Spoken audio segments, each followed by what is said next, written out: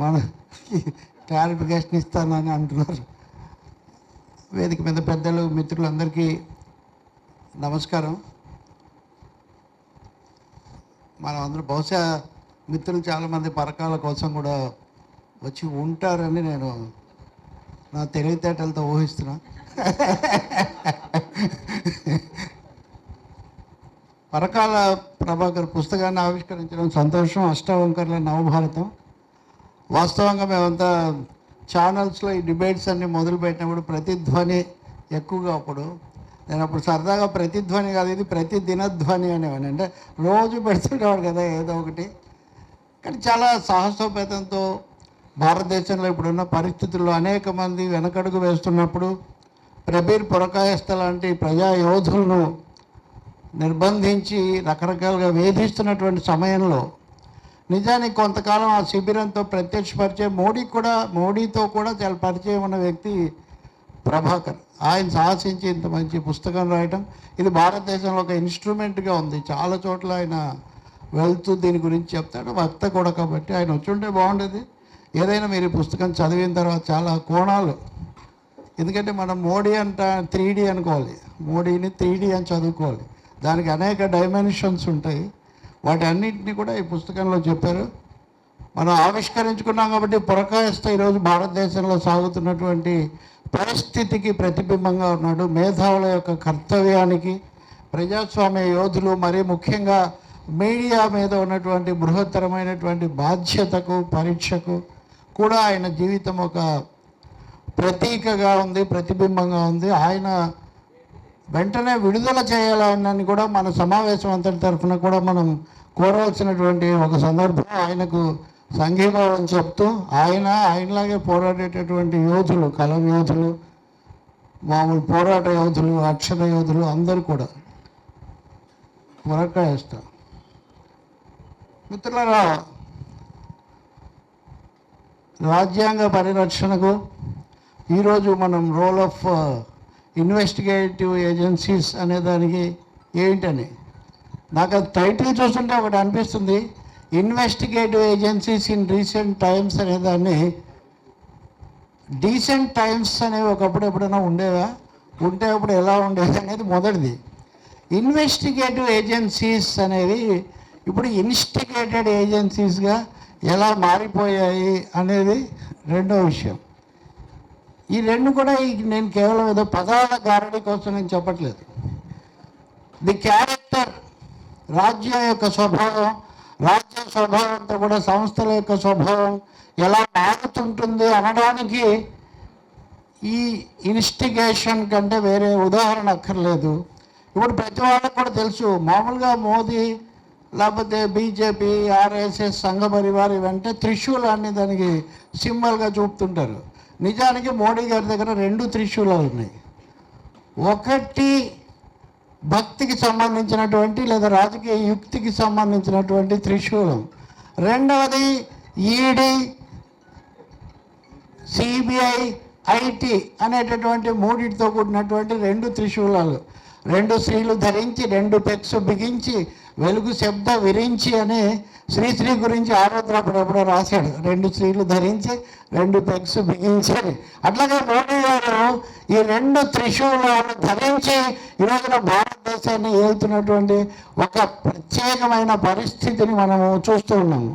రాజ్యాంగ పరిరక్షణ అన్నప్పుడు చాలా ఇన్సిడెంటల్గా అంబేద్కర్ గారి జయంతి వారంలో మనం ఉన్నాం. రాజ్యాంగాన్ని వాళ్ళు ఎలా రూపొందించారు, Indian constitution is a gift of barristers అంటాడు. దాని మీద పుస్తకం రాసినటువంటి గ్యాలీ ఓమిట్. Gift of barristers. ఎంతమంది ఎంత బుర్రలు పగలగొట్టుకొని ప్రపంచంలో ఉన్న అప్పటికున్న రాజ్యాంగాలన్నీ కూడా మదించి భారతదేశం యొక్క విశాల విస్తృత వైవిధ్య భరితమైనటువంటి లక్షణాలను దృష్టిలో పెట్టుకొని, నిజంగా భారత రాజ్యాంగం లిఖిత రాజ్యాంగాల్లో చాలా పెద్దది. అంటే భారతదేశ జనాభా ప్రపంచంలో పెద్దది. భారతదేశంలో ఉన్న వైవిధ్యం, భారతదేశం యొక్క చరిత్ర, భారతదేశం యొక్క సంస్కృతి కూడా అంత విస్తృతమైన విశాలమైనటువంటి చాలా అనూచానంగా వచ్చినటువంటి వీటన్నిటిని దృష్టిలో పెట్టుకొని మీరు మనకు ఓపిక ఉన్నప్పుడు కాన్స్టిట్యూషనల్ పేపర్స్ కొంత అక్కడక్కడ చూస్తే కూడా ఫెడరలిజం ఎలా ఉండాలి, గవర్నర్ ఎలా ఉండాలి, ప్రధాని ఎలా ఉండాలి, రాష్ట్రపతి అచ్చంగా బ్రిటిష్ రాణిలాగా ఉండాలా వద్దా, దర్యాప్తు అంటే ఏం చేయాలి, మానవ హక్కులు అంటే ఏంటి, పాజిటివ్ డిస్క్రిమినేషన్ అనేది ఉండాలా వద్దా, ఆచారాలు, సంస్కృతి, మొత్తం ఇటువంటి వాటిని ఎలా నిర్వచించాలి, ప్రతి విషయాన్ని కూడా చాలా క్షుణ్ణంగా వాళ్ళు చర్చించి వాళ్ళకు ఆ సమయంలో తోచినటువంటి అత్యుత్తమమని వాళ్ళు పరిగణించినటువంటి కోణాన్ని అత్యధికమైనటువంటి ఏకాభిప్రాయంతో రూపొందించారు. అది కూడా అది ఎవరో ఒకరు జస్ట్ అట్లా పాస్ చేసింది లేదు. అందుకనే ప్రపంచంలో చాలా దేశాలు చాలా సులభంగా రాజ్యాంగాన్ని మార్చుకున్నాయి. ఇందిరాగాంధీతో పాటు ఓడిపోయింది సిరిమావో బండారునాయక్. భారతదేశంలో మనం ఏం చేశాము, ఇందులో ఎమర్జెన్సీలో 42వ రాజ్యాంగ సవరణ తీసుకొస్తే దాన్ని రద్దు చేసి 44వ రాజ్యాంగ సవరణతో మళ్ళీ పాత రాజ్యాంగాన్ని పునరుద్ధరించుకున్నాం. సిరిమావో బండారునాయక్ తర్వాత అధికారంలోకి వచ్చినటువంటి జూలియస్ జయవర్ధనే పార్లమెంటరీ ప్రజాస్వామ్యాన్ని రద్దు చేసి అధ్యక్ష తరహా పాలన పెట్టాడు. Just contrast. మన చుట్టూ ఉన్న నేపాల్, బంగ్లాదేశ్, పాకిస్తాన్, ఈ ఉపఖండంలో ఉన్న చాలా దేశాలు ఎన్నిసార్లు ఈ కాలంలో రాజ్యాంగాన్ని సవరించడం కూడా కాదు, మార్చి పడేయడం, అప్ సైడ్ డౌన్ లాగా ఎలా మార్చారు ఇవన్నీ కనుక గుర్తు చేసుకుంటే భారతదేశంలో ఈ రాజ్యాంగం ఇంకా కొనసాగుతూ ఉండటానికి కారణం రాజ్యాంగమే. అది ఏది ఎవరిని చేజనించి జగమెవని లోపల నుండి సర్వమతామైన వాడు తనను తాను రక్షించుకుంటూ మనల్ని కూడా అది రక్షిస్తుంది. కాబట్టి రాజ్యాంగాన్ని రక్షించుకోవాల్సినటువంటి బృహత్తరమైనటువంటి బాధ్యత మనందరి మీద ఉంది. అందులో ఎక్కువ మంది ఇక్కడ అడ్వకేట్స్ ఉన్నారు కాబట్టి ఒక విషయం ప్రత్యేకించి చెప్పాలి. ఈ మధ్య భారత ప్రధాన న్యాయమూర్తికి 2 ఉత్తరాలు వెళ్ళాయి. ఒకటి 600 మంది అడ్వకేట్లు ప్రత్యేకించి క్రిమినల్ జస్టిస్లో కరప్షన్ కేసుల్లో ప్రత్యేకించి పేరు పొందినటువంటి ఘనత వహించిన హరీష్ సాల్వే గారి నాయకత్వంలో ఒక లేఖ రాశారు. ఇదిగో ఇలా చాలామంది అక్కడక్కడ రాజ్యాంగ రక్షణ అది ఇదని సభలు పెట్టి పౌర హక్కుల కోసము ఇంకొక దానికోసము కోర్టులు ఎలా ఉండాలో మీ మీద ఒత్తిడి తెస్తున్నారు. మీరు ఎలాంటి ఒత్తిడికి గురి కాకుండా ఉండాలి అని వాళ్ళ ఒత్తిడి ఏదో వాళ్ళు తెచ్చారు. ఇది మనం గుర్తుపెట్టుకోవాలి. రెండో లేఖ ఇంకా తీవ్రమైంది. అంటే ఐఎమ్ సారీ, కొంచెం venturing to talk all these things, మీరు ఎంత లర్నెడ్ పీపుల్ అయినప్పటికీ. రెండో లేఖ 23 మంది మాజీ న్యాయమూర్తులు ఇంక్లూడింగ్ 3 సుప్రీంకోర్టు జడ్జెస్తో సహా రాశారు. వీళ్ళైతే రాసిన దాంట్లో ఇంతకుముందు నేను చెప్పిన అంశాలన్నీ వీళ్ళు చెప్తూ చివరిలో ఏమన్నారు తెలుసండి, వీఆర్ యాంటిసిపేటింగ్ అన్నారు. Note the words, anticipating. We are anticipating the honourable chief justice to take appropriate and strong measures to protect the system from these pressures. And in fact, and when you are using a word anticipating, you are meaning that you are not taking the required steps. పోలీసులు త్వరగా చర్యలు తీసుకోవాలని మనం ఎందుకు కోరుతాము, తీసుకోలేదని భావించినప్పుడు మనం కోరుతాము. ఆయన కూడా పట్టించుకోవడం లేదన్నట్టు. అంటే భారత ప్రధాన న్యాయమూర్తికి న్యాయ వ్యవస్థ మీద దాడి జరుగుతుంది అని చెప్తూ మీరు సరైన చర్యలు తీసుకుంటారని నేను ఆశిస్తున్నానని ఇంకొక లేఖను కూడా దీనికి జోడించి నేను ముగిస్తాను. అది సుప్రీంకోర్టు బార్ అసోసియేషన్ అధ్యక్షుడిగా ఉన్నటువంటి అగర్వాల్ రాసినటువంటిది. ఏ తీర్పు అయితే భారతదేశంలో ప్రజాస్వామ్యం ఇంకా బ్రతికి ఉంది, న్యాయ వ్యవస్థ కొత్త గొప్ప కొట్టుమెట్టాడుతూ ఉంది, రక్షిస్తుంది అని ఒక నమ్మకం కొంత కలిగించిందో ఆ ఎన్నికల బాండ్ల తీర్పు, ఎలక్ట్రల్ బాండ్స్ మీద సుప్రీంకోర్టు ఇచ్చినటువంటి తీర్పు ప్రైవసీకి భంగం కలిగిస్తుంది అని, గోప్యత హక్కుకు భంగం కలిగిస్తుంది. ఎవరి గోప్యత? 100,000 కోట్లు విరాళాలు ఇవ్వగలిగినటువంటి కార్పొరేట్ సామ్రాట్ల యొక్క గోప్యతకు భంగం కలిగిస్తుంది. ఇంకేముంది అని లేఖ రాశారు. ఆ లేఖతో fortunately for we have to hail the advocate spirit of Supreme Court Bar Association. They rejected the letter and they straight away వాళ్ళు ఏమన్నారంటే have no right to claim the chairmanship of Bar Association in this particular case. Take it as your own letter అన్నారు, your own personal letter, మీ వ్యక్తిగత హోదాలో రాసిన లేఖను మా bar అసోసియేషన్కు అంటగట్టకండి, ఆపాదించకండి అన్నారు. అంటే ఒక ఆయనకి అలా అన్న తర్వాత 600 మంది లేఖ రాశారు, 21 మంది జడ్జీలు రాశారు. అంటే మన దేశంలో మనకు ఒక కథ చెప్తారు, శ్రీరాముడు ఒకసారి బాణం వేస్తే జింకకెళ్ళి తగిలిందట. ఆ జింక తీరా తర్వాత చూసి జింకను, అయ్యయ్యో నువ్వెందుకు నాకు చెప్పలేదు, నువ్వే అని, ఇంకెవడన్నా బాణం వేస్తే నీకు చెప్పేవని, నువ్వే బాణం వేసావు, నేను ఇంకెవరికి చెప్పానని ఆ జింక అందని చెప్పి కథ చెప్తూ ఉంటారు. సో భారత ప్రధాన న్యాయమూర్తిగా మీరు ఇలా చేయండి అని ఆదేశిస్తూ లేఖ రాస్తుంటే ఇంకా ఆయన ఎవరికి చెప్పాలి? ఇంకా ప్రప్రధాన న్యాయమూర్తి ఇంకెవరు లేరు కదా మనకు. సో ప్రప్రధాన న్యాయమూర్తులు మీరు, నేను, ఈ భారతదేశంలో రోడ్డు మీద నడుస్తున్నటువంటి ప్రతి సగటు పౌరుడు. ఈరోజే మొదలైనటువంటి ఎన్నికల ప్రక్రియలో ఈరోజే కదా నిన్న 19వ తేదీ మొదలైనటువంటి ఎన్నికల ప్రక్రియలో ఓటు వేసినటువంటి ప్రతి సగటు భారతీయుడు కూడా ఇదిగో ఈ వేదిక చెప్తున్నందుగా రాజ్యాంగ రక్షణ అనే దానికి నడుం బిగించటము, పిడికిలు బిగించటము, వాళ్ళ ఓపికను బట్టి మెదడైతే కొంచెం దానికి వర్తింపజేయాల్సిన ఒక అవసరం ఉంది. మిత్రులారా, ఇవన్నీ సగటు భారతీయుల గురించి. కానీ మనం సోకాల్డ్ ఇన్వెస్టిగేటివ్ ఏజెన్సీస్ గురించి మాట్లాడుతున్నప్పుడు దేశ రాజధానిని పాలిస్తున్నటువంటి ముఖ్యమంత్రి ఎటువంటి పెద్ద ఆధారం లేకుండా జైల్లో ఉండి మాట్లాడుతున్నాడు. దాదాపు ఆయన క్యాబినెట్ మొత్తం జైల్లోనే ఉంది. భారతదేశంలో ఇప్పుడు ఎమర్జెన్సీలో కూడా ఈ పరిస్థితి రాలేదు. మనం అర్థం చేసుకోవాల్సింది, ఎమర్జెన్సీ ఈజ్ వర్స్ట్ పీరియడ్ అనుకుంటే even during emergency no chief minister was arrest, not even touched. కొన్ని సందర్భాల్లో కరుణానిధి ప్రభుత్వాన్ని బర్తరఫ్ చేసినట్టుగా చేశారేమో కానీ ఎవరిని అరెస్ట్ చేయలేదు. సో మొదటిసారిగా ఈ దేశ హేమంత్ సోరెన్ కూడా దాదాపు చీఫ్ మినిస్టర్గా మనం పరిగణించాలి. రబ్రీదేవి ముందు పెట్టుకొని, లేదా లాలూ ప్రసాద్ యాదవ్ అని కూడా, అంటే అట్లీస్ట్ డజన్ చీఫ్ మినిస్టర్స్ ఇప్పటికీ అరెస్ట్ చేయబడ్డారు వివిధ సందర్భాల్లో. అప్పటికి ఇప్పటికీ లాలూ యాదవ్ కన్నా టైం ఇచ్చారు, చాలా నడిచింది, కథ అయింది, ఆయన జైలుకి వెళ్ళాడు, బెయిల్, ఇదంతా నడుస్తుంది.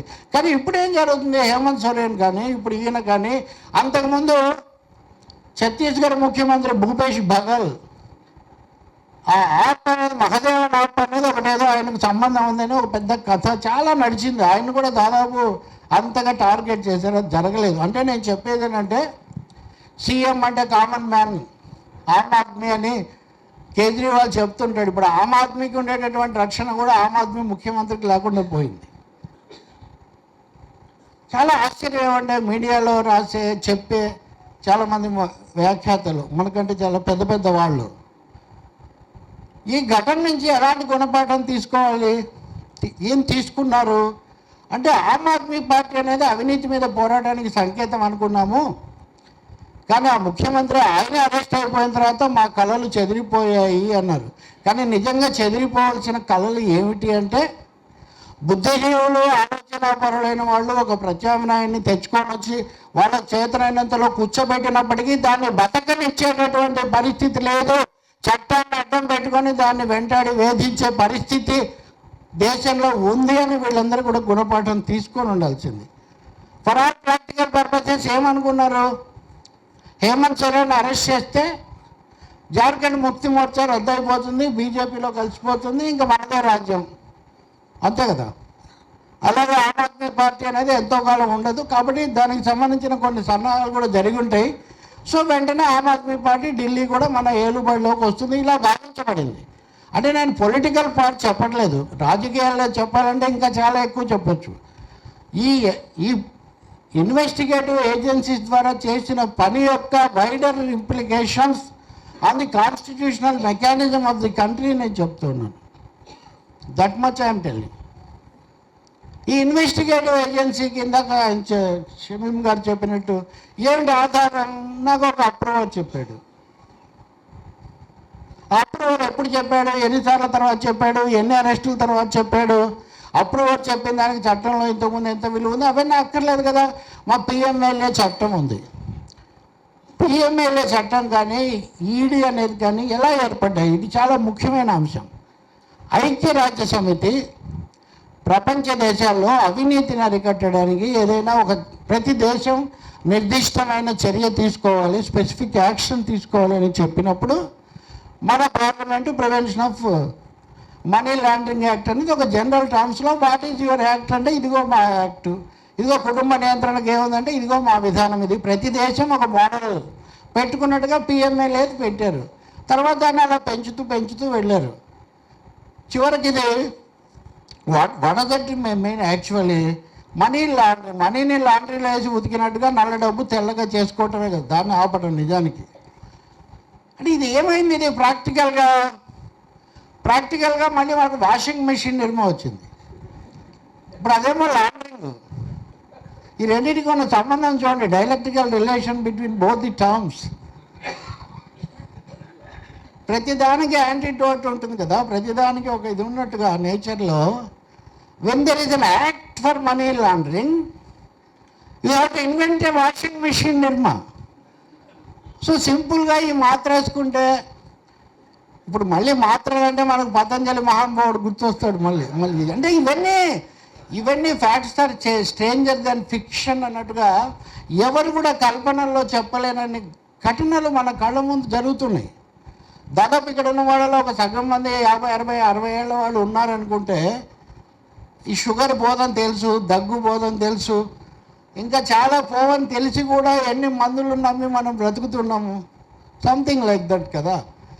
సో సిమిలర్గా వీటన్నిటికి మళ్ళీ వేరేవి. అలాగే ఇక్కడ కూడా దీనికి విరుగుడుగా మనీ లాండరింగ్కి విరుగుడు ఏంటంటే వాషింగ్ పౌడర్ అని చెప్పి ఎవరెవరు అలా చూస్తే అస్సాం ముఖ్యమంత్రిగా ఉన్న హిమంత కుమార్ శర్మ, విశ్వ నారాయణ రాణే మహారాష్ట్ర, సువేందు అధికారి తృణమూల్ కాంగ్రెస్లో చాలా ముఖ్యంగా ఉన్నాడు. పెద్ద జాబితా ఉంది. మన తెలుగు రాష్ట్రాల్లో కూడా ఉన్నారు పాపం. వాళ్ళ పార్టీ వాళ్ళు కానీ, సోదర పార్టీల వాళ్ళు, మిత్ర పార్టీల వాళ్ళు చాలామంది ఉన్నారు. అంతెందుకు చాలా అడివీర భయంకర ప్రతిజ్ఞలు పలికి ఆ తర్వాత ఏం చేయాలో తోచగా ఉన్నవాళ్ళు కూడా ఉన్నారు. ఇవన్నీ ఉన్నాయి. అంటే మనీ లాండరింగ్ యాక్ట్ అనేది అలా పెంచుకుంటూ పోయి చెప్తూ ఉంటారు. ఈరోజే అనురాగ్ సింగ్ మేఘవాలా చెప్పాడు, కాంగ్రెస్ మమ్మల్ని అంటుంది ఏంటి, అసలు ఈ చట్టం తెచ్చిందే మీరని. తెచ్చినప్పటికీ ఇప్పటికీ రూపం లేదండి. గంగా చంద్రముఖిగా మారింది అన్నట్టుగా. అసలు ఆ చట్టం ఎందుకు వచ్చిందో, ఎలా వచ్చిందో, ఇప్పుడు ఎలా ఉందో దాని సృష్టికర్తలకే తెలియనట్టుగా అది మారిపోయిందనమాట. ఇందాక సార్ చెప్పినట్టు అసలు న్యాయానికి ఉన్న నిర్వచనమే మారిపోయింది. Somebody is presumed to be innocent till his guilt is proved అన్నటువంటి సూత్రాన్ని తలకిందులు చేసి ది అక్యూజ్డ్ అని ఈవెన్ డౌటెడ్. అక్యూజ్డ్ అనేది కూడా పెద్ద పదం. వీళ్ళు అక్యూజ్డ్ అని కూడా కాదు, ఎప్పుడు ఎవరిని అక్యూజ్ చేస్తారో ఏమీ తెలియదు. సస్పెక్ట్ అంటే ఏమనాలి, the suspect is suspected here. Me suspicion కూడా ఏదో గ్రౌండ్ ఉండాలి కదా, సస్పెషన్ కూడా ఏదో గ్రౌండ్ ఉండాలి. So suspicion for political reasons, suspicion for extraneous reasons, not for strict technical reasons. Strict technical రీజన్స్కి అనుమానం వస్తే కొంత అర్థం ఉంది. నాకు నచ్చలేదు కాబట్టి, నేను ఇరికించాను కాబట్టి ఇట్లా అని. సో మిత్రులారా, ఈ త్రిశూల వ్యూహం అన్నది ఒక విధంగా భారతదేశంలో రాజ్యాంగబద్ధమైన నిర్వహణకు, కాన్స్టిట్యూషనల్ ఆర్డర్ ఆఫ్ థింగ్స్కు చాలా పెద్ద బెడదగా తయారైంది అనేది నిస్సందేహంగా నిజం. ఇది పౌరులు, రాజకీయ పార్టీలు దీన్ని దాటి రూలర్స్, ఆల్మోస్ట్ ఫెడరల్ వ్యవస్థలో ఒక ముఖ్యమంత్రి కూడా ఈక్వల్లీ కాన్స్టిట్యూషనల్. ఒక సుప్రీంకోర్టు ఎంతో, హైకోర్టు కూడా రాజ్యాంగానికి సంబంధించి అది ఫైనల్ అని తప్ప లెవెల్లో పెద్ద తేడా ఏం లేదు, అంటే దాని హోదాలో. అందువల్ల దీన్ని ఏదో కేవలం ఎవరినో పట్టుకుంటున్నారు, ఎవరినో చేసుకుంటున్నారు, మన దాకా ఏమీ రాదంటే ఎవరి దగ్గరైనా రావచ్చు. దేవాంతకుడు సినిమాలో ఒక డైలాగ్ ఉంటుంది, సూర్యకాంత్ అంటే దేవాంతకుడు ఆధారంగానే తర్వాత యమగోళ, తర్వాత యమలీల, ఈ యమ పరంపర ఇప్పుడు మనం చూస్తున్న ఎమర్జెన్సీ అన్నీ. ఎమర్జెన్సీలో యమగోళలో కూడా ఒక పాట ఉంటుంది, యముడి నిరంకుశ పాలన వద్దు, యమ అర్జెన్సీ ఇకపై రద్దు అని. సో మన కళలు అట్లా అటువంటి స్పృహ ఉండేది, అది పోయింది. సరే, మనం దాన్ని పక్కన పెడదాం, సినిమాల్లోకి వెళ్తే అసలుది కాస్త పోతూ ఉంటుంది. కాబట్టి ఈ ఆర్డర్ ఆఫ్ థింగ్స్ ఏ విధంగా ఇక్కడ డిస్టర్బ్ అవుతున్నాయి అనేది కనుక మనం చూస్తే దీన్ని ఏదో నామినల్ థింగ్ లాగా చూడడానికి కానీ కేవలం పొలిటికల్ అని అనుకోవడానికి కానీ వీల్లేదు. ఈ దేశంలో 14 రాజకీయ పార్టీలు, దాదాపు 67% భూభాగాన్ని పాలిస్తున్నటువంటి పార్టీలు కలెక్టివ్గా సుప్రీంకోర్టుకి వెళ్ళాయి. యూజ్ చేసిన ఒకటే, మిస్యూజ్ చేసిన ఒకటి. In the case of these investigations the difference between use and misuse అనేది దాదాపు లేకుండా పోయింది. Using almost has become misuse. ఎందుకంటే వాళ్ళు సుప్రీంకోర్టు ముందు కేసు వేసినప్పుడు అందులో లెక్క చెప్పారు, 93% కేసులు ప్రతిపక్షాల మీద, నాన్ బీజేపీ పార్టీస్ మీద మాత్రమే పెడుతున్నారు అని చెప్పారు. సో ఇది బీజేపీ నాన్ బీజేపీ ముచ్చట కూడా కాదు, అది 93% కేసులు వేరు కదా. సో యూపీఏ ప్రభుత్వం ఉన్నప్పుడు పెట్టిందే 14-15 కేసులు, అందులో 53% మట్టుకే 115 కేసుల్లో 53% మట్టుకే ప్రతిపక్షాల మీద పెట్టారు. ఇక్కడికి వచ్చేసరికి మొన్న మోడీ గారు ఏదో సభలో ప్రధానమంత్రి గారు ఈ మధ్య ఆయన ఈడీ దానికి కూడా వెళ్ళి ఆయన మాట అన్నారు, ఇంత చెప్తున్నారు మేము పెట్టిన వాళ్ళు ఇంతమందే, 9% మాత్రమే. కానీ పెట్టిన కేసులన్నీ పర్సెంటేజ్లో కనుక మనం లెక్కేస్తే 93% మీరు ఒక తరహా పీపుల్ మీద పెడుతున్నారంటే it is motivated, it is targeted, చాలా స్పష్టమవుతుంది కదా. సో అప్పుడు సుప్రీంకోర్టు ఏం చెప్పింది? సో ఇక్కడ మన సమావేశం యొక్క రెలవెన్స్ వస్తుంది. చీఫ్ జస్టిస్ చంద్రచూడ్ దాని మీద జడ్జిమెంట్ ఇస్తూ, ఎవరి మీద కేసు పెడితే మీరు కేసు కోర్టులో చూసుకోవాలి అని చెప్తూ, అపోజిషన్ యొక్క పొలిటికల్ స్పేస్ తీసేయడానికి దీన్ని ఉపయోగిస్తున్నారు అని మీరు ఆరోపిస్తున్నారు, రైట్? దీనికి సమాధానం మీరు పొలిటికల్ స్పేస్లోనే కనుక్కోవాల్సి ఉంటుంది అన్నాడు. So very clearly here an act of law is misused for political reasons అనేది సుప్రీంకోర్టు చీఫ్ జస్టిస్ ఆ జడ్జిమెంట్లో చాలా స్పష్టంగా చెప్పారు. Here the question of masses comes, here the question of intervention of the society, civil society ఇవన్నీ కూడా వస్తాయి. అందుకనే అరవింద్ కేజ్రీవాల్ దగ్గర నుంచి ఇప్పుడు రకరకాల కేసుల్లో అరవింద్ కేజ్రీవాల్ దాకా ఎందుకు, may take the case of Kavitha in Telangana, right wrong, ఇన్ని ఘట్టాలు, ఇన్ని మలుపులు, ఇన్ని కుదుపులు, ఇవన్నీ ఎక్కడి నుంచి వచ్చాయి, ఎందుకు వచ్చాయి? ఇప్పుడు ఆ కేసు వేసిన వాళ్ళలో బీఆర్ఎస్ కూడా ఉంది. వాళ్ళు అప్పుడు మాట్లాడారా లేదా? I'm not going to direct politics. అవి చెప్పాలంటే మనం ఇంకా చాలా విషయాలు చెప్పచ్చు. కానీ సమస్య అంతా ఏమంటే ఒక టార్గెటెడ్ పద్ధతిలో దీని గురించి ఈ మధ్య ఎవరో మిత్రులు ఒక మంచి ఇది కూడా వాడారు. ఎలా ఉంది ఇది అంటే, ది టర్మ్స్ కరెక్ట్గా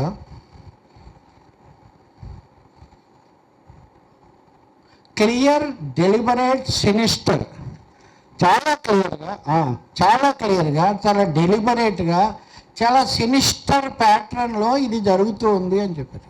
హౌ? దీన్ని ఎలా? పోలీసులు ఎవరినన్నా పట్టుకుంటే ఎఫ్ఐఆర్ పెట్టాలి, తప్పనిసరి.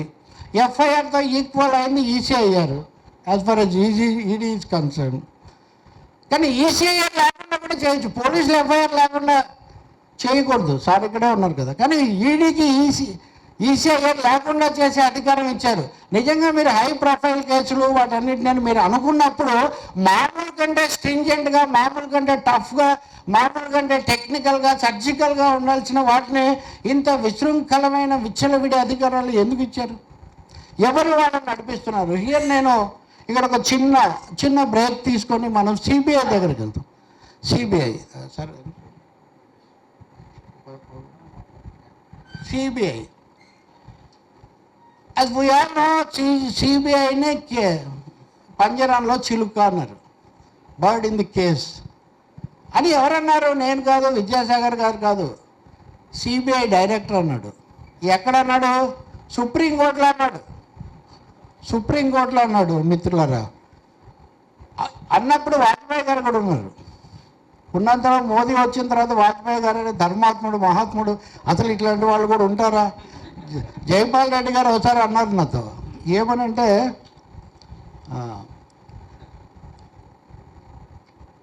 అద్వానీతో పోలిస్తే వాజ్పేయి మధ్యవాది అనిపిస్తాడు, తోగాడియాతో పోలిస్తే మోదీ మధ్యవాది అనిపిస్తాడు, ఇంకొక ఉమాభారతితో పోలిస్తే పడనవాళ్ళు మధ్యవాది. ఇప్పుడు థియరీ ఆఫ్ రిలేటివిటీ తప్ప ఇంకోటి ఏం లేదు. సో అలా అందరం వాజ్పేయి కాలాన్ని స్వర్ణవి కానీ మనం తలుచుకుంటున్నాం. వాజ్పేయి కాలంలోనే అలోక్ వర్మ అనేటటువంటి సిబిఐ అధికారి రిలయన్స్ ఆఫీస్ ముందు హఠాత్తుగా కార్లు జీపులు అన్నీ వచ్చి ఆగాయి. ఒక్కసారిగా దేశం దిగ్భ్రాంతి పోయింది. అప్పటి నుంచి అంబానీ అయితే మారలేదు కదా. ఏంటి రిలయన్స్ ముందు అంబానీ దగ్గర దర్యాప్తు అసలు ఏంటి? This is unthinkable in even in the wildest dreams అని అనుకున్నారు. కానీ వాడు మండోడు అలోక్ వర్మ అనేవాడు. వాడు చేసిన తర్వాత కేసు కూడా బుక్ చేశాడు. అతను తన ఆత్మకథలో రాశాడు, వాజ్పేయి పిఎంఓ నుంచి నాకు ఫోన్స్ వచ్చాయి, చాలా వచ్చాయి, కానీ నేను కమిట్ అయిపోయాను, అక్కడ కేసు ఉందని నేను చెప్పాను. వాజ్పేయికి ఇష్టం లేకపోయినా ఆయన ఇలా బయటపడలేదు. కానీ చాలా తొందరలో అలోక్ వర్మ మార్చబడ్డాడు. అతను చేసింది ఏం లేదు, స్టిక్లర్ ఫర్ నామ్స్. కనీసం 6 ప్రైమ్ మినిస్టర్స్కు చీఫ్ సెక్యూరిటీగా ఆయన పనిచేశాడు. Very reputed officer. ఒక్కసారి ఆయన దాడి చేయగానే ఆయన తీశాడు. మిత్రులారా, ఇప్పుడు కూడా మనం తర్వాత సిబిఐ చాలా మలుపులు తిరిగింది. వరస్ట్ కేసు ఏమంటే సిబిఐకి ఇన్ఛార్జిగా ఆయన రాకేష్ ఆస్థానా నియమించినప్పుడు ఇటు రాకేష్ ఆస్థానా అటు నుంచి ఇంకో వర్మ ఆ వర్మకు ఈయనకు మధ్యలో సుప్రీంకోర్టుకి వెళ్ళారు. వీడు కింద వారి మీద దర్యాప్తు చేయమని చేశాడు. అంటే సిబిఐ అనేది పూర్తిగా ప్రతిష్ట కోల్పోయిందని అందరూ మాట్లాడారు, బుక్స్ రాశారు. కానీ నేను తర్వాత ఇన్సైడ్ సిబిఐ అనే ఒక ఆఫీసర్ రాసిన బుక్ కొన్నాను. నేను చాలా ఆసక్తిగా కొన్నాను. ఇవన్నీ మీడియాలో మనం రాస్తుంటాం కదా. అది ఆ బుక్ నేను 120 పేజీలు చదివానండి. అప్పటికి ఈ 120 పేజీల్లో ఏముందంటే కాంగ్రెస్ హయాంలో సిబిఐ బీజేపీ వాళ్ళని ఎలా ఇరికించింది అన్నది మాత్రమే ఉంది. ఇలాంటి తమాషాలు ఈ దేశంలో చాలా జరిగాయి. ఇప్పుడు బోఫోర్స్ జరిగినప్పుడు సిఎన్ చతుర్వేది అనేవాడు కంట్రోలర్ అండ్ ఆడిటర్ జనరల్గా ఉండేవాడు. Bofors case put India on fire, Rajiv Gandhi was dethroned etcetera, all these things happen. But remember that TN Chaturvedi later joined BJP, he became an MP, I think some kind of minister or something.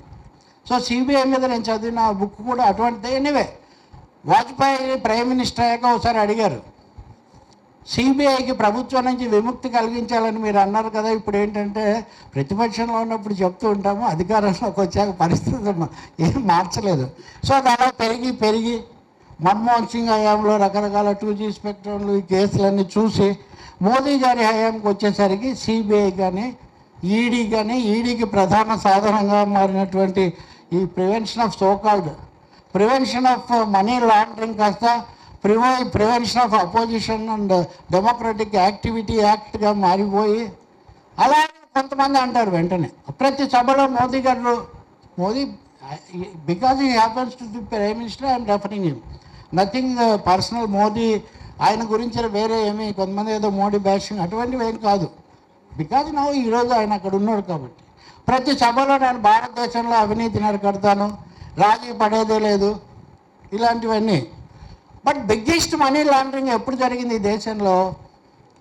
You all know. Number 1 demonetisation దగ్గర జరిగింది. Supreme court దాన్ని అంతా sir ఇక్కడ ఉంటే నాకు ఇవన్నీ చెప్పడం ఇబ్బందిగా ఉంది. సుప్రీంకోర్టు వీటన్నిటిని విచారించి ఏం చెప్పిందంటే 98% నల్ల డబ్బు తిరిగి వచ్చితే ఇంకెక్కడ మీరు నల్ల డబ్బును పట్టుకున్నారన్నారు. సో అంతకంటే పెద్ద మనీ లాండరింగ్ ఏముంటుందండి? ఒక 8.5 దాదాపు 11,000 కోట్లు, కొంచెం తక్కువ లెక్కేస్తే 8.5-9,000 కోట్లు ఎలక్ట్రల్ బాండ్స్ రూపంలో బీజేపీకి వచ్చినట్టుగా మళ్ళీ అదే సుప్రీంకోర్టులో రుజువైంది. Is this money laundering is not to be prevented? What is the system of bearer bonds? What is the word bearer bond?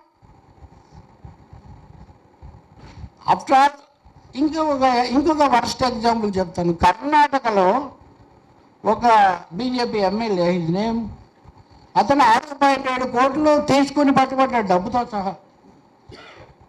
His name is Prashant Mandal అనే బీజేపీ ఎమ్మెల్యే. ఆ లెక్కలో యడ్యూరప్ప కూడా ఈడీ ద్వారా వచ్చిన వాడే మళ్ళీ తిరిగి. ఎనివే మనం మళ్ళీ ఇది కూడా ఏదో ఇన్స్టిగేట్ చేయబడింది. సో ప్రశాంత్ మండల్ అనే బీజేపీ ఎమ్మెల్యే 6.7 crores మనీతో సహా, నగదుతో సహా బయటపడ్డాడు. ఎందుకంటే ఆయనకు సంబంధించిన ఇంకో ఎమ్మెల్యే చైర్మన్గా ఉన్నటువంటి ఒక కార్పొరేషన్ కోసం పని చేయడానికి అతని డబ్బు తీసుకున్నాడు. దీన్ని లోకాయుక్త అభిశంసించి అతని మీద నమోదు చేసింది. కానీ తర్వాత పైకోట్లో అదేం నిలబడలేదు. కాబట్టి అవినీతి గురించి, అంటే సమయానుకూలంగా రేట్లు హెచ్చించబడడానికి కొంతమంది బోర్డు పెట్టినట్టుగా రాజకీయ అనుబంధాలకు అనుకూలంగా కేసులు మార్చబడును అన్నటువంటి ఒక కొత్త సూక్తి ఇక్కడ వచ్చింది. కాబట్టి ఇప్పుడు ఎలక్ట్రల్ బాండ్స్లో ప్రైమ్ మినిస్టర్ గారు బాహాటంగా బలపరుస్తున్నారు. ఎవ్రీబడి రిగ్రెట్స్ ది జడ్జిమెంట్ అని కూడా ఆయన ఈ మధ్య కామెంట్ చేశారు. ఏఎన్ఐకి ఇచ్చినటువంటి వార్తా సంస్థకి ఇచ్చిన జడ్జిమెంట్లో the judgment which was hailed as historical advice, ఏది very bold etcetera etcetera, Amit Shah garu కాదన్నారు. ఐ రెస్పెక్ట్ సుప్రీంకోర్ట్, బట్ ఇంకేదో మార్గం చూసుండాలి కానీ దాన్ని రద్దు చేసి ఉండకూడదు అన్నారు. ఆర్ఎస్ఎస్ మార్గదర్శక మండలి కూడా అదే తీర్మానం చేసింది. ప్రధానమంత్రి గారు కూడా to brand it as unconstitutional is very regrettable అని ఆయన చెప్పారు. అంటే మీరు మనీ లాండరింగ్ అంటారు, మనీ లాండరింగ్కు సాధనంగా ఉన్నటువంటి ఎలక్ట్రల్ బాండ్స్ రాజ్యాంగ విరుద్ధమని, రైటు రాంగ్ కాదు, రాజ్యాంగ విరుద్ధమని చాలా స్పష్టంగా సుప్రీంకోర్టు చెప్తే మీరు సుప్రీంకోర్టును తప్పుపడతారు. అంటే ఎంత ఎంత బాహాటంగా, ఎంత అన్అబేషడ్గా జరుగుతున్న విషయాలు అనడానికి ఇవి ఉదాహరణలుగా ఉన్నాయి. బట్ మనకు మిడిల్ క్లాస్ మెంటాలిటీ కానండి, లేకపోతే గాంధీ గారి దేశం కాబట్టి అనండి, అవినీతి తప్పే కదండి, అవినీతి మీద చర్య తీసుకోవాలి కదండి. Any minimum law in this world, even in our homes, double standards ఉండకూడదు, ద్వంద్వ ప్రమాణాలు ఉండకూడదు అనేది న్యాయ వ్యవస్థలో అతి ముఖ్యమైన సూత్రం. ఎక్స్కు వర్తించిందే వైకి వర్తించాలి, వైకి వర్తించిందే ఇంకొక జెడ్కు వర్తించాలి. మీరు ఏ సమయంలో అయితే జెడ్కు ఒక విధంగా ఇస్తారో ఇంకొకరికి ఇస్తారో అని అది న్యాయం కాదు. అది ఇంకా అది అపరెంట్లీ అది ప్రత్యక్షమైనటువంటి అన్యాయం జరుగుతుంటే ఇక్కడ జరుగుతున్నది ఏంటంటే, ఒకటి, మూడోది, ఎప్పుడు ఇది process of reform, punishment, investigation, what ever it is, it should be in an order. మీరు వదిలేయండి, కేజ్రీవాల్ని వదిలేయండి అని ఎవరు చెప్పరు. కానీ కేజ్రీవాల్ను ఎన్నికలు జరుగుతున్నప్పుడు, నామినేషన్లు వేస్తున్నప్పుడు, దేశం కొత్త పార్లమెంట్ని ఎన్నుకుంటున్నప్పుడు అప్పుడే అరెస్ట్ చేయాలా? చేసిన తర్వాత బెయిల్ కూడా ఇవ్వకూడదా? మీరు అసలు ముఖ్యమంత్రి పదవి మీద కూడా కేసు నడిపారు. రాజ్యాంగంలో ఎక్కడ జైలుకు వెళ్తే ముఖ్యమంత్రి కాకూడదు, ఉండకూడదని ఎక్కడ లేదే. అప్పుడు the moment is arrested he lose his post అని ఉండాలి కదా. ఇప్పుడున్నటువంటి మన చట్టం కూడా 2 సంవత్సరాలకు మించి శిక్ష పడితే ఆటోమేటిక్గా వాళ్ళ సభ్యత్వం రద్దు అవుతుందని ఉంది. అందుకనే నిన్న ఆంధ్రప్రదేశ్లో దళితులకు శిరోముండనం చేసినటువంటి కేసులో 18 నెలలు మాత్రమే శిక్ష చేశారు. అందుకని ఆయన పైకోర్టుకు వెళ్ళేటటువంటి ఒక అవకాశం లభించింది. ఎస్, ఈయన ఏమండి త్రిమూర్తులు అండి, తోట త్రిమూర్తులు. ఆయన ఇప్పుడు 3వసారి ఒక పార్టీలో ఉన్నాడు. అదొక వేరే మంచి చరిత్రకారుడు ఆయన కూడా. నేను చెప్పదలుచుకుంది ఏంటంటే, ఇప్పుడు 2 ఏళ్లకు మించి శిక్ష పడితే అని ఉన్నప్పుడు అరెస్ట్ కాగానే ఎందుకు పోతుంది, దాని మీద ఇదంతా ఎందుకు నడిచింది ఏం తెలియదు. కాబట్టి ఇంకా తర్వాత జరుగుతున్న తత్వంగా ఎవరెవరు అప్రూవర్లుగా మారారు, అప్రూవర్లుగా మారిన వాళ్ళు కూడా ఎంతమంది అభ్యర్థులు అయ్యారు, దేర్ ఆల్ క్యాండిడేట్స్.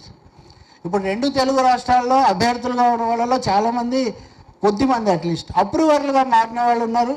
వాళ్ళ పెద్ద పెద్ద జాబితాలన్నీ కూడా ఉన్నాయి. కాబట్టి ఎస్, అప్రూవర్లు. And to our credit, the biggest purchaser of electoral bonds belong to our city and we're honoured by the fact.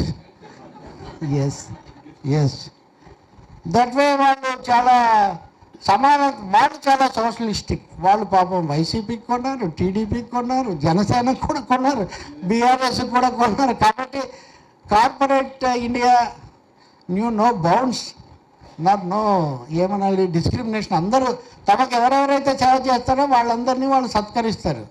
మిమ్మల్ని మీరు సత్కరించుకొని మమ్మల్ని ఎందుకు శిక్షిస్తున్నారు? ప్రజాస్వామ్యాన్ని ఎందుకు శిక్షిస్తున్నారు? ఓట్లు వేసేటట్టున్నారు ఒక ప్రభుత్వాన్ని, ఒక ముఖ్యమంత్రిని, ఒక ప్రజాప్రతినిధిని మీరు ఒక పరిధి మించి చేస్తున్నారంటే ఆయన వాళ్ళని ఎన్నుకున్న వాళ్ళ యొక్క హక్కును కూడా మీరు అటాక్ చేస్తున్నట్టు కదా. సో ఇది మిత్రులారా చాలా తీవ్రమైనటువంటి స్థాయిలో ఒక భయాందోళనలకు. దీని మీద నిన్ననే ఒక మిత్రుడు ఆర్టికల్ రాస్తున్నాడు. మామూలుగా నియంతృత్వ దేశాలు అంటే సే ఫిలిప్పైన్స్, సే సౌత్ అమెరికాలో ఉండే దేశాలు అరెస్టులన్నీ ఎన్నికలు ప్రకటించాక జరుగుతాయి. చాలాసార్లు ప్రతిపక్ష నాయకుడిని జైల్లో పెట్టి బర్మా, మయన్మార్, యాంగ్స్కి ఎప్పుడు సరిగ్గా అక్కడే ఉంటారు. మీరు నవ్వు ఎవరు నియర్ పాకిస్తాన్ మనం తీసుకుంటే ఆ వెంటనే ఇప్పుడు ఇమ్రాన్ ఖానా, బెనజీర్ భుట్టోనో మనుషులు మారుతుంటారు కానీ సిస్టమ్ అలాగే జరుగుతుంటుంది. సో ఇస్పో facto this method of arresting and putting key leaders and key constitutional functionaries behind bars at an appropriate correct moment is itself undemocratic. So చట్టపరంగా చేయకండి, వాళ్ళ మీద కేసులు పెట్టకండి, ఇంకొకటైనా ఎవ్వరు ఏమి చెప్పరు. చట్టపరంగా మీరు చెప్తే చట్టపరంగా ఎదుర్కోవడానికి అటు ఇటు కూడా చాలామంది అడ్వకేట్లు అవన్నీ జరుగుతుంది. Process, due process of law అదంతా కూడా జరుగుతుంది. So here politically motivated, as I was telling, instigated. And yesterday I will conclude within some time, very shortly. The Prime Minister proudly announcing that his Home Minister was arrested when he was the Chief Minister of Gujarat. Incidentally, Amit Shah was not full-fledged Home Minister at that time. He was in charge of, he helpful to Modi. Amit Shah always helps Modi. That is that shows అది బలరామకృష్ణులు ఇట్లా ఉంటారు కదా, హిరణ్యాక్షుడు, హిరణ్యకశిపుడు, లేకపోతే రావణుడు, కుంభకర్ణుడు, ఇట్లా ఇద్దరు ఉన్న మిత్రులు ఉన్న వాళ్ళు మంచి చేట కూడా, వాళ్ళు కూడా ఏం తక్కువ వాళ్ళు కాదండి. రావణుడు పెద్ద శివభక్తుడు కదా, కాబట్టి నేనేం తక్కువలో చెప్పట్లేదు. అన్నదమ్ముల్లాగా ఎప్పుడూ ఆయనకు ఉంటాడనమాట. ఆయన జైల్లో పెట్టారు కాబట్టి అదేం కాదు అని ఆయన చెప్తున్నాడు. ఎమర్జెన్సీని గుర్తు చేస్తున్నారు. సార్ మేము ఇవన్నీ ఎందుకు మాట్లాడుతున్నాం అంటే మాకు ఎమర్జెన్సీ గుర్తుంది కాబట్టి అని. ఇంకోసారి ఈ దేశంలో అట్లాంటి ఎమర్జెన్సీ, ప్రజల హక్కులు ఇవన్నీ హరించే పరిస్థితి రాకూడదు అని. కానీ ఎమర్జెన్సీ పెట్టాల్సిన అవసరం లేకుండానే కూడా అవన్నీ చేయొచ్చు అని మీరు నిరూపిస్తున్నారు కాబట్టి మరింత ఆందోళన చెంది ఈ దేశం అంతా రాజ్యాంగ పరిరక్షణ వేదికలు ఇవన్నిటి యొక్క అవసరం వచ్చింది. కాబట్టి సుప్రీంకోర్టు ప్రధాన న్యాయమూర్తిగా మీరు లేఖలు రాసి you're anticipating you to do this అంటే hereby you're directed to do this అనే యాంటిసిపేటింగ్ అని చెప్పడం అంటే వీఆర్ ఎక్స్పెక్టింగ్ మీ అంతే కదండి అని, అంతే కదా. మీరు తీసుకోవాల్సిన చర్య తీసుకోవట్లేదు. పోలీసులు అన్నాక ఎన్కౌంటర్లు చేయాలి, లేకపోతే ఇట్లా అన్నమాట. ఇది ఓ ఫైనాన్స్ మినిస్టర్ అన్న తర్వాత వాడి దగ్గర చేయాలి, అలాంటివి మీరు చేయట్లేదని ఆయనకు warning. I don't know how far. ఆయన అనేక తీవ్రమైన విషయాలు చెప్పారు, కొన్ని వివాదాస్పదమైనవి కూడా ఉన్నాయి. కానీ ఈ సమయంలో రాజ్యాంగం మీద ఇంకా సెక్యులరిజం అట్లాంటివన్నీ నేను ఇప్పుడు చెప్పడానికి ఇది సమయం కాదు, మీకు అందరికీ తెలియనివి కూడా కాదు. కానీ ఈ instigation of investigative agencies in a brazen and bizarre way is one of the biggest challenges to the system అని చెప్పి ఇప్పుడు అనిపిస్తుంది. సిమిలర్గా ఇదే సమయంలో market economy, globalisation, various kinds of corrupt corporate practices రావడం వల్ల ఇన్సిడెంటల్గా నేను పొద్దున ఏదో మార్గదర్శి అని, ఆర్క్యూస్ అని అవన్నీ పాతవన్నీ చూస్తుంటే అందులో ఉన్న వాళ్ళు చాలామంది ఇప్పుడు మనీ లాండరింగ్ వీటన్నిటిలో కూడా ఉన్నారు చాలామంది ఫర్ దట్ మ్యాటర్. అంటే అవన్నీ కార్పొరేట్ ప్రాక్టీసెస్ అనుకున్నారు. ఇప్పుడు సత్యం లాంటివి జరిగినప్పుడు దేశం ఒకసారి దిగ్భ్రాంతి పోయింది. కాకపోతే ఏదో అంటారే, ఎవడో ఫెయిల్ అయితే ఏంట్రా అంటే పొరపాటు సార్ అన్నాడు, తర్వాత గ్రహపాటు సార్ అన్నాడు, తర్వాత అలవాటు సార్ అన్నాడు అని. ఇప్పుడు దాదాపు ఈ కుంభకోణాలు, ఈ వ్యవహారాలు ఇవన్నీ ఇంకా ఇంకా పార్టీ మారలేదా, ఈ పార్టీలోనే ఉన్నాడు, ఇప్పుడు ఈ పార్టీ ఓడిపోగానే అందులోకి పోతారని, వాళ్ళని కొనేస్తారని, ఇవన్నీ చాలా సర్వసాధారణమైన విషయాలు ఈ సమాజంలో. మార్కెట్ ఎకానమీలో లేకపోతే కలియుగం మన పాత భాషలో వీరబ్రహ్మం గారి భాషలో ఇవన్నీ ఏంటంటే అవి మామూలు విషయాలుగా పరిగణించబడే పరిస్థితి తీసుకొస్తూ ఉన్నారు. అంత పని జరిగిందా అని దిగ్భ్రాంత పడే బదులు ఇట్స్ ఏ రొటీన్ ప్రాక్టీస్ కదా అని ఆశ్చర్యపోకుండా ఉండే పరిస్థితి తీసుకొస్తున్నారు. ఈ నేపథ్యంలో మనం ఇందాక చదివినటువంటి ఇలాంటి ప్రబీర్ పొరకాయస్థ లాంటి వాళ్ళు మీడియా ఇందులో వర్స్ట్ విక్టిమ్గా ఉంది. And we conclude because we are election. Rajdeep Sardesai నిన్ననే ఒకటి రాస్తున్నాడు ఎక్కడ ఏమనంటే, ఎన్నికల సర్వేల గురించి చెప్పడానికి నేను చాలా వెనుకాడుతున్నాను. ఎందుకంటే ఒకటేమో బీజేపీ తప్పకుండా గెలుస్తుందని చెప్తే నాది గోడీ మీడియా అంటారు, కాదు ఇండియాకు కూడా ప్రాస్పెక్ట్స్ ఉన్నాయని నేను అంటే నువ్వు పూర్తిగా అటు కొట్టుకుపోయావు, నీ బుర్ర ఖరాబ్ అయిపోయింది, ఇంకా చెప్పాలంటే నువ్వు దేశభక్తుడు కాదని కూడా అంటారు. ఎందుకంటే ఇప్పుడు అన్నిటికీ కొలబద్దలు ఇవన్నీ కూడా ఏర్పడి ఉన్నాయి. కాబట్టి ఈ సమయంలో ఎవరి కొలబద్దలు వాళ్ళకు ఉండనివ్వండి, ఎవరి నాయకుడికి వాళ్ళు జై కొట్టుకొనివ్వండి, ఎవరి మతంతో వాళ్ళను ఊగిపోనివ్వండి, కానీ అల్టిమేట్ ఈజ్ కాన్స్టిట్యూషన్. దేశానికి ఇప్పటికి కూడా ఈ దేశానికి కాన్స్టిట్యూషన్ ఈజ్ అల్టిమేట్. కాబట్టి let we stand by our constitutional values. ఆ రాజ్యాంగానికి విలువిచ్చి రాజ్యాంగాన్ని కాపాడుకోవటం, ఆ రాజ్యాంగాన్ని అన్ని రకాల ఇన్స్టిగేషన్స్ నుంచి రక్షించుకోవడం ఒక ప్రధానమైన బాధ్యతగా ఉందని, దానికి ఒక పిల్లర్గా ఒక మూల స్తంభంగా ఉండాల్సినటువంటి భావ ప్రకటన స్వేచ్ఛను, న్యాయ పోరాట యోధులను కూడా కాపాడుకోవటం బృహత్తరమైనటువంటి సవాలుగా కూడా ఉంది. బాధ్యతగా మాత్రమే కాదు, ఇన్సిడెంటల్గా ఎన్నికల సమయం కాబట్టి ఎన్నికల్లో ఒక సాధనం. మనం ఎవరో రాయేశారు, దెబ్బ తగిలిందంటే రాళ్ళేయకండి, ఓట్లు వేయండి, మీకు నచ్చిన వాళ్ళ మీద ఓట్లు వేయండి, because the system gives you vote. కాబట్టి ఉద్యమాలు చేయటం, ఓట్లతో ఉండటం, పోరాటం మనకున్న హక్కు, దాన్ని మనం ఉపయోగించటం. ఈ త్రిశూల వ్యూహాన్ని, ఈ రెండు రకాల త్రిశూలాలు మన ముందున్నాయి. కానీ ఏ త్రిశూలమైనా ప్రజల ముందంటే ప్రజల చేతుల్లో బ్రహ్మాస్త్రం మటుకు ప్రజల చేతుల్లోనే ఉంటుంది. కాబట్టి ఆ బ్రహ్మాస్త్రం ప్రజా చైతన్యమే. కాబట్టి దాన్ని ఉపయోగిద్దామని చెప్తూ ఇంతసేపు ఓపికగా మీరు విన్నందుకు మీకు చాలా ధన్యవాదాలు.